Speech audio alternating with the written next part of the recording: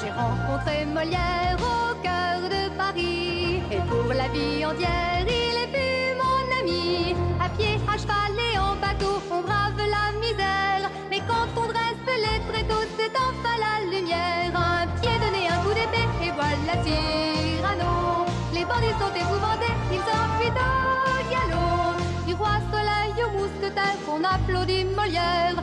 Bravo, bravissimo, Molièrissimo.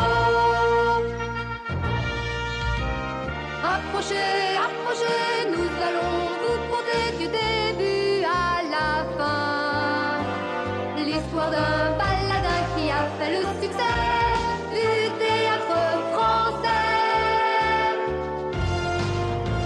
Je m'appelle Quentin, le petit magicien. J'ai rencontré Molière et ses baladins.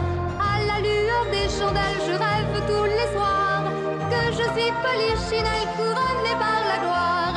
Après la battue qui voilà, c'est lui, c'est D'Artagnan. Un seul coup d'épée suffira pour chasser les brigands. Du roi Soleil au mousquetaire, on applaudit Molière. Bravo, bravissimo, Molièrissimo.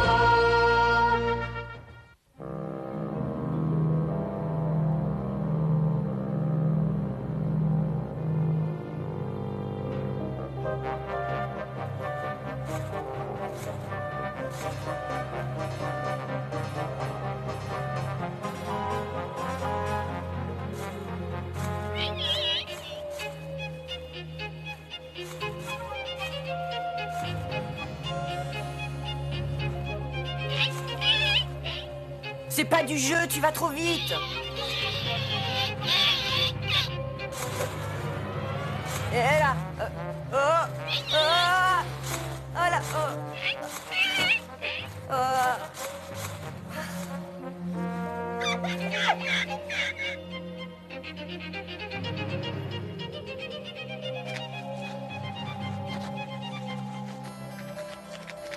Allons, pressons, pressons. Sauf votre respect, monsieur. La charge est lourde et toute cette neige n'arrange rien. Insolent. Oses-tu dire que je suis gros? Nous n'osons rien, monsieur, nous portons. Eh bien, portez, portez, c'est pour cela que je vous paie. Ah, une attaque de brigands! Filons! Mais poltron, revenez immédiatement. On n'est pas des brigands. On a faim, c'est tout. J'ai un petit gars qui est mort de froid. Et il n'y a plus de bois dans Paris pour les pauvres. Mes amis, savez-vous au moins à qui vous avez l'honneur de parler? Je me nomme Montfleury, grand comédien de l'Hôtel de Bourgogne. Et je suis attendu au Palais du Louvre. Au Louvre? Eh bien, tu vas y aller à pied. Vous risquez la potence. Et toi, si tu nages pas quelques écus, tu risques de te faire embrocher. C'est vrai, vous avez vu comme il est gras. On pourrait te manger. Cannibale! Et maintenant, un peu de course à pied. Ça te fera maigrir. Ouh!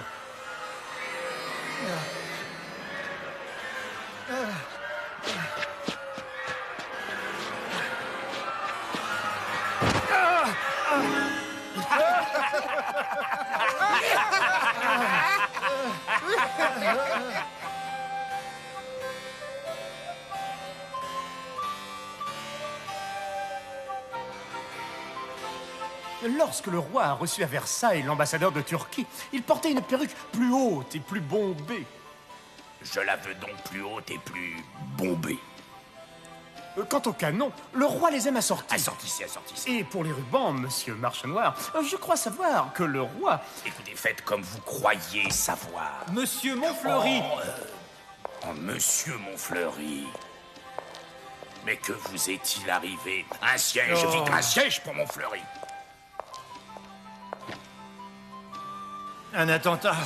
Des brigands. On a voulu m'assassiner. Oh, Dieu soit loué, vous êtes vivant. Comment trouvez-vous mon nouveau costume? Votre costume fort élégant. Oh, Paris est un repère de misérables. Eh oui, l'hiver n'arrange rien, mais c'est à Versailles qu'il faut aller, mon cher, à Versailles. Versailles, mais quelle folie! Pas plus tard qu'avant-hier, j'étais au 3e rang, non loin de Monsieur Colbert, et lorsque le roi est passé... Le roi vous a parlé? Pas cette fois-ci, mais j'ai senti comme un regard qui en disait long. Un petit rien, j'ai senti... Justement, puisque vous voilà bien en cours... Oh, vous me flattez. Non, non, tout l'indique. Oh, mais non, mais non. Et je compte sur votre obligeance pour faire parvenir au roi cette lettre. Une lettre, ma foi, en passant par mon ami le duc de la Feuillade. Et qu'y a-t-il dans cette lettre? La vérité sur Molière. La stricte vérité. Intéressant, mais encore... Vous savez comme moi que Molière a osé se marier avec Armande Béjart. Il a 40 ans. Elle en a 20. C'est une infamie. J'appellerais plutôt cela une erreur. De jeunesse ou de vieillesse, comme vous voudrez. Mais vous n'ignorez pas que cette jeune Armande est la sœur de Madeleine, qui fut la maîtresse de Molière. N'est-ce pas une horreur? Ma foi, c'est surtout un malheur pour cette pauvre Madeleine. Monsieur Marchenoir, je vous trouve bien indulgent tout à coup. Entendons-nous bien. Molière est toujours mon ennemi, et si cela ne tenait qu'à moi, à cette heure-ci, il jouerait la comédie dans une prison. Mais le roi en a décidé autrement. Fort bien. Vous refusez donc de porter cette lettre? Bien au contraire, je m'en ferai un plaisir. Mais voyez-vous, mes hautes fonctions auprès de Monsieur Colbert m'obligent à faire comme si, par exemple... Quoi? Comme si j'aimais l'école des femmes. L'école des femmes? Mais vous divaguez. Avec cette pièce de théâtre, Molière est en train de se noyer. De tous côtés, on l'attaque. Il ne fait rire que les imbéciles. Montfleury, un peu de prudence. Oubliez-vous que le roi a beaucoup apprécié. Hélas, hélas, le roi a perdu le goût des belles œuvres. Mais non, mais non. Molière est à la mode, voilà tout. D'ici un an ou deux, on l'aura oublié. Mais un grand tragédien comme vous, Montfleury, mais c'est une gloire éternelle. Oh, vous êtes trop bon. Non, je suis clairvoyant. Allez, séchez-vous près du feu et faites-moi confiance. Le roi lira cette lettre. Allons, vous là, présentez-moi votre collection de chapeaux.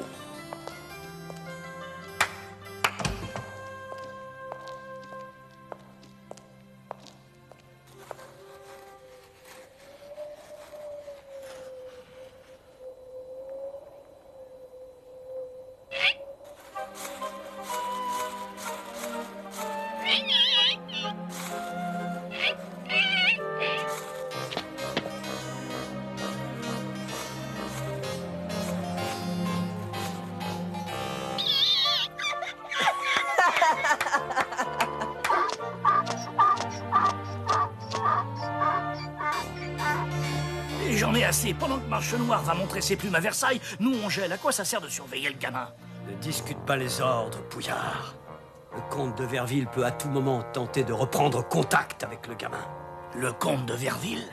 Mais ça fait des mois qu'on n'entend plus parler de lui. Justement, méfiance.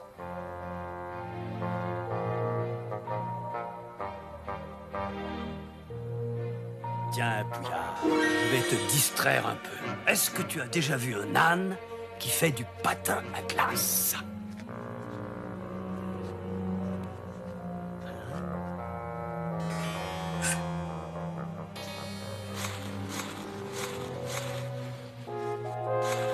Sur Lupin, attention!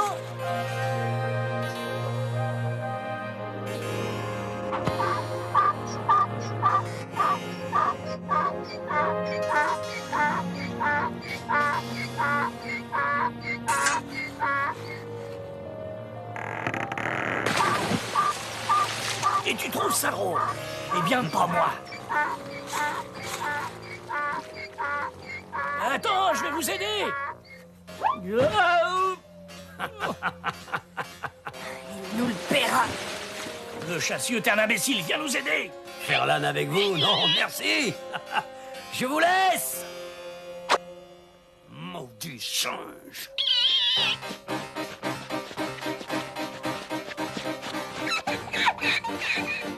Tu vas voir ce que fait.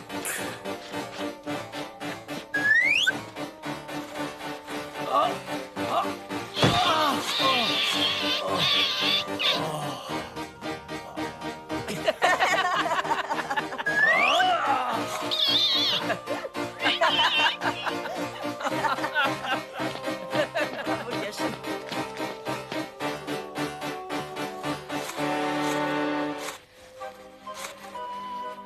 Merci, Pouillard. Et pour la peine... Oh non, non, surtout pas d'argent. Non, c'est une entrée gratuite pour aller voir l'école des femmes ce soir. Ah Ah ouais? L'école des femmes? Eh bien, merci, ça me fait rudement plaisir. Montre-moi ce qu'il t'a donné, montre-le-moi. Monsieur, on m'invite au théâtre. Au théâtre, toi? Mais tu vas faire fuir le public. Le pauvre idiot. Tu n'as vraiment rien dans le crâne.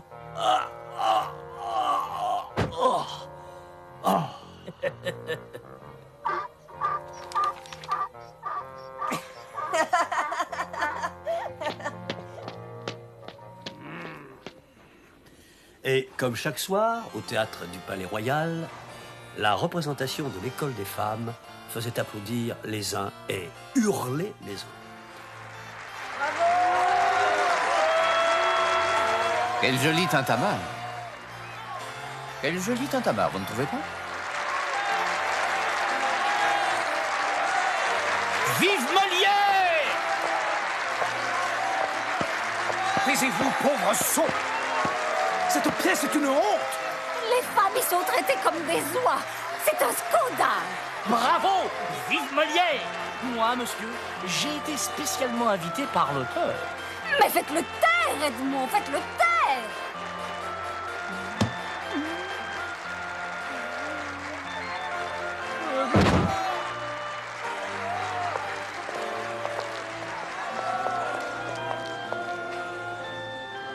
Pouillard, qu'est-ce que tu fais ici?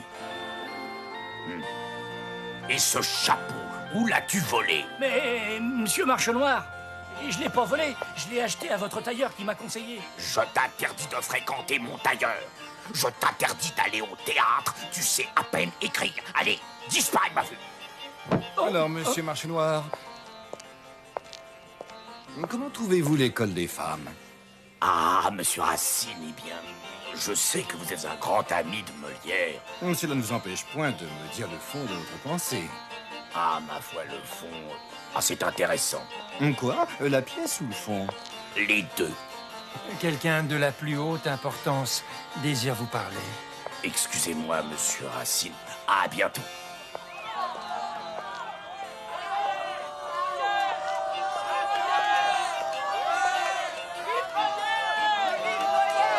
Oh, j'en ai assez. Vraiment assez. Vous avez bien raison, l'ami. Il y en a assez de ce Molière. Mais non, imbécile, j'en ai assez de la police. Vive le théâtre! Vive Molière!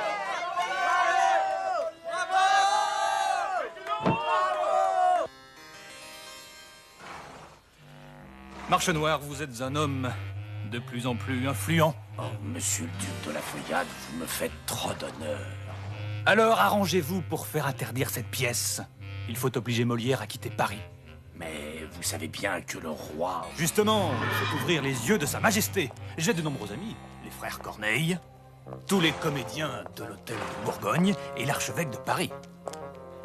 Monseigneur l'archevêque a entendu dire que Molière écrivait une nouvelle pièce qu'il appellerait Tartuffe, une horreur contre les dévots. L'archevêque est avec nous. En ce cas, je ferai de mon mieux. Voici quelques écus qui vous aideront à faire encore mieux.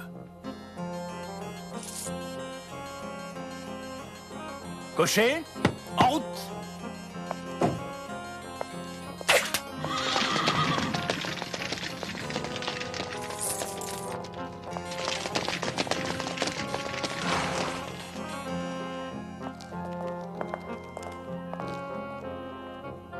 Dans l'ensemble, je n'ai qu'à vous féliciter pour votre jeu.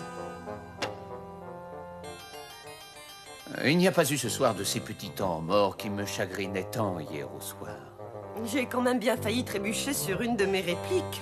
Mais vous l'avez fort bien sauvé, mademoiselle Lebris, et je ne regretterai jamais de vous avoir confié le rôle d'Agnès que vous jouez tout en nuances. C'est ce que tu appelles la maturité. Oui, cela ne s'improvise pas. Est-il tout de même permis à la petite mademoiselle Molière, jeune épouse du grand Molière, Armande, ne recommence pas. de faire une petite remarque? Dans ta pièce, Agnès a 20 ans, c'est-à-dire mon âge. Mademoiselle de Brie a certes beaucoup de talent, de la maturité, mais... Mais dites tout de suite que je suis beaucoup trop vieille. Je n'ai rien dit, Catherine. Un jour peut-être, mademoiselle Molière, vous prendrez ma place. Mais en attendant, sachez tenir la vôtre. Catherine! Bonsoir. Non. Vive le théâtre! Vive le théâtre! Vive Molière! Pouillard! Vous m'avez fait peur. Ah ben, je ne voulais pas. Je voulais remercier Monsieur Molière pour son invitation. Mon invitation? Quelle invitation? C'est moi qui lui ai donné une entrée gratuite. Et bien méritée pour une fois. Voilà, je voulais aussi vous dire que je quitte la police. J'en ai assez de tous ces complots contre vous. Pas plus tard qu'aujourd'hui, Montfleury est venu trouver Marche Noire avec une lettre adressée au roi, où il vous accuse du pire. Et c'est pas tout. Asseyez-vous, Pouillard.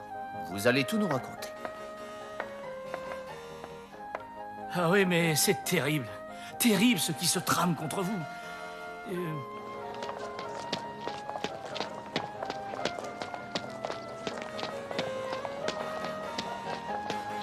Et en quelques semaines, la querelle de l'école des femmes fit le tour de Paris. Demandez la muse historique, un fort joli compliment sur l'école des femmes du sieur Molière. Demandez la muse historique. Un torchon, ouais. Voyez donc un peu mon gros lard de mari. Grâce à Molière, il a enfin compris que les femmes étaient point des pécasses et il supporte point.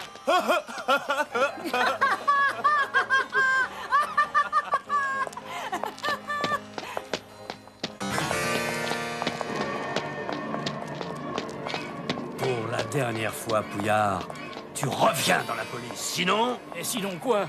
Eh bien, sinon, tu connais le châtiment réservé aux traîtres. On commencera par te brûler les doigts de pied, bien sûr. Marche Noire a vraiment dit ça? Ouais. Et ensuite, on a parlé du supplice de la roue. Non. Tiens, voilà du nouveau.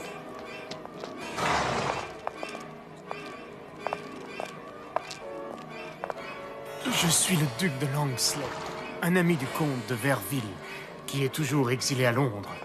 Voici une lettre pour son épouse, la comtesse.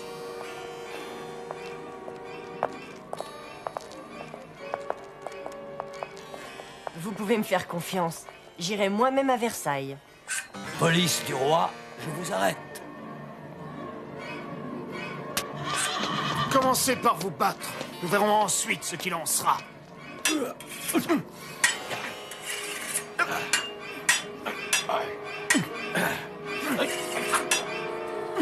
Pouillard, qu'est-ce que tu attends? Arrête, Quentin! Ah oui, c'est une idée. Prenez mon cheval, Quentin. Pouillard, arrête le gamin!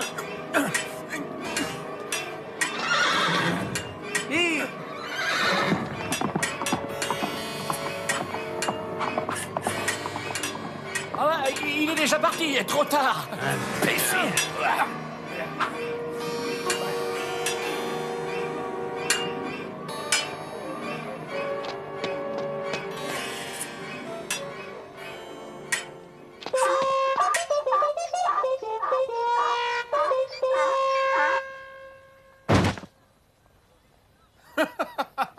À ton tour, maintenant.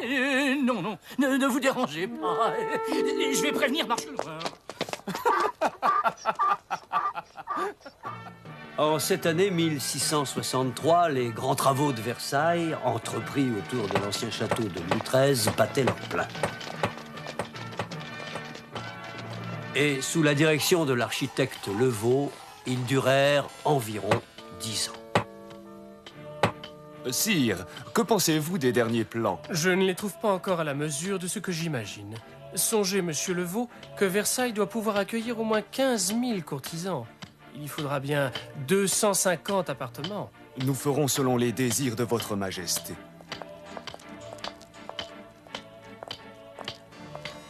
Vous comprenez, monsieur Colbert, ce que je veux, c'est attirer toute la noblesse de France à Versailles. Je leur accorderai des privilèges. Ils me remercieront et comme cela, ils ne penseront plus à comploter contre moi. Vous saisissez ?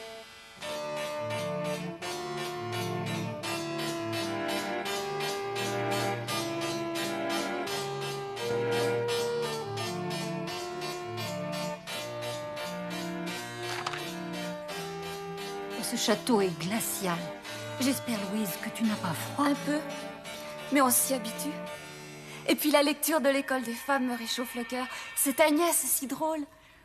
Madame? Un jeune garçon est là qui désire vous parler et il désire être... Quentin! Louise!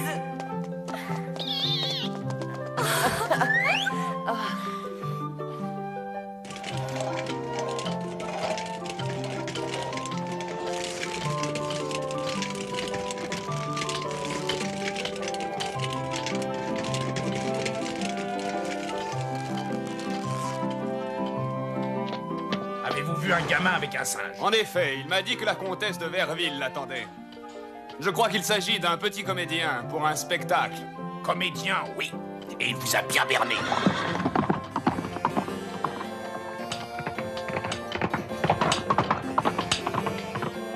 Mère, ce sont de bonnes nouvelles?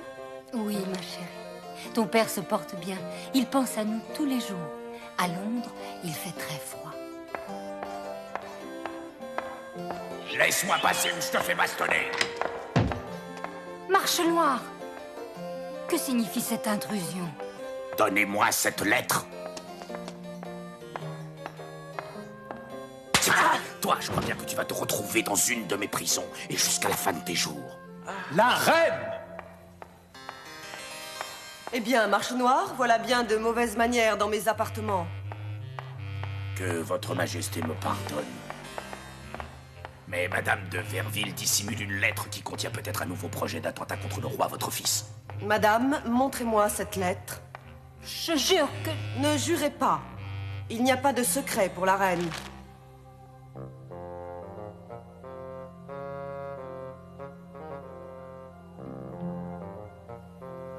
Vous avez bien de la chance, madame, d'avoir un mari qui vous manifeste autant d'amour et de fidélité. Quant à vous, Marche Noire, retirez-vous.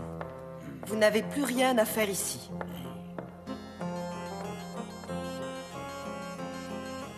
Et quelques jours plus tard...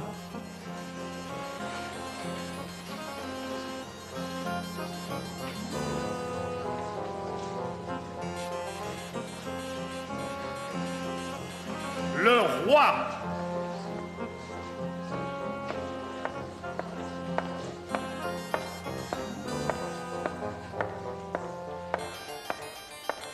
Montfleury, on m'a transmis de votre part une lettre du plus mauvais goût, et je n'en dirai pas davantage. Ah, monsieur le duc de la Feuillade, je trouve que l'air de la cour vous donne mauvaise mine. Vous devriez prendre quelques repos. Monsieur de Molière, je suis content de vous voir ici.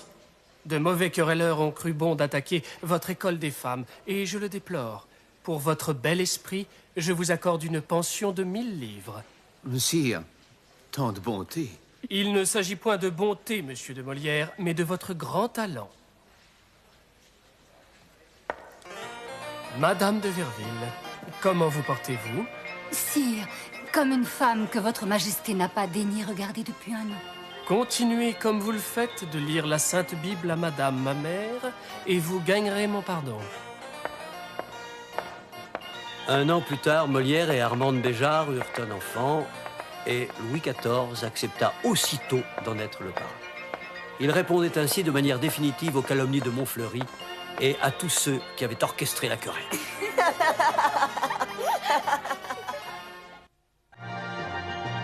J'ai rencontré Molière au cœur de Paris, et pour la vie entière, il est plus mon ami. À pied, à cheval et en bateau, on brave la misère, mais quand on dresse les tréteaux, c'est enfin la lumière. Un pied donné, un coup d'épée, et voilà Cyrano. Les bandits sont épouvantés, ils s'enfuient au galop. Du roi Soleil au mousquetaire, on applaudit Molière. Bravo, bravissimo, Molièrissimo. Approchez, approchez, nous allons vous conter du début à la fin l'histoire d'un baladin qui a fait le succès du théâtre français. Je m'appelle Quentin, le petit magicien. J'ai rencontré Molière et ses baladins. À la lueur des chandelles, je rêve tous les soirs que je suis Polichinelle, couronnée par la gloire. Après la battue qui voilà, c'est lui, c'est D'Artagnan. Un seul coup d'épée suffira pour chasser les brigands. Du roi Soleil au mousquetaire, terre, on applaudit Molière. Bravo, bravissimo, Molièrissimo.